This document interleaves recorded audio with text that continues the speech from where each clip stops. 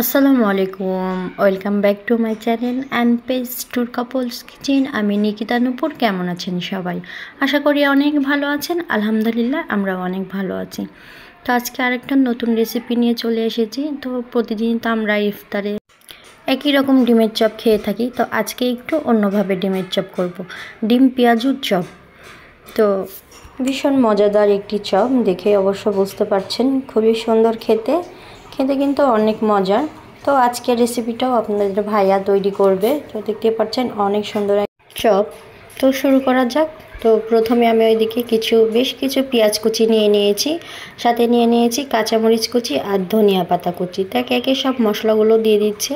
তো প্রথমে দিয়ে দিল হলুদের গুঁড়ো, তারপরে দিয়ে দিবে পরিমাণ মতো মরিচের গুঁড়ো, আর সাথে দিয়ে দিবে এটা ভাজা মশলা, গরম মশলার গুঁড়ো, আর লবণ, আর দিয়ে দিবে কিছু কাবাব মশলা। তো সব মশলাগুলো দেওয়া হয়ে গেল। এখন ভালো করে মাখিয়ে নিতে হবে।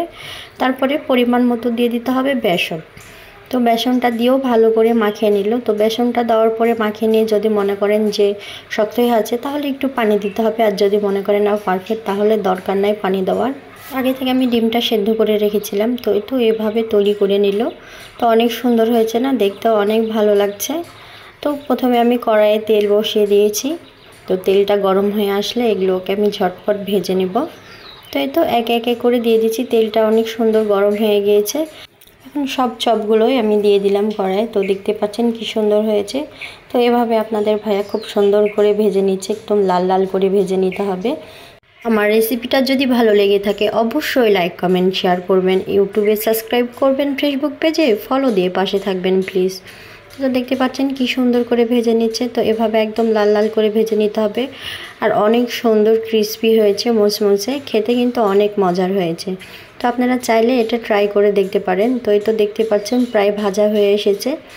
তো আমার কথার মাঝে যদি কোনো ভুল ত্রুটি হয়ে থাকে অবশ্যই ক্ষমা চোখে দেখবেন। সবাই ভালো থাকবেন, সুস্থ থাকবেন, আমার পাশে থাকবেন, বেশি বেশি লাইক কমেন্ট শেয়ার করবেন। তো ফাইনালি আমার রেডি হয়ে গেছে ডিম পেঁয়াজুর চপ। অনেক সুন্দর একটা চপ। তো এখন একটা প্লেটে তুলে নেব। প্লেটে তুলে নিলেই রেডি আমার ডিম পেঁয়াজুর চপ। তো আমার ভিডিওটা কেমন লাগলো অবশ্যই কমেন্ট করে জানাবেন। আজকে এ পর্যন্তই। নেক্সট টাইম অন্য কোনো ভিডিও নিয়ে হাজির হয়ে যাব আবারও আপনাদের সামনে। ততক্ষণে সবাই ভালো থাকবেন, সুস্থ থাকবেন। আল্লাহ হাফেজ।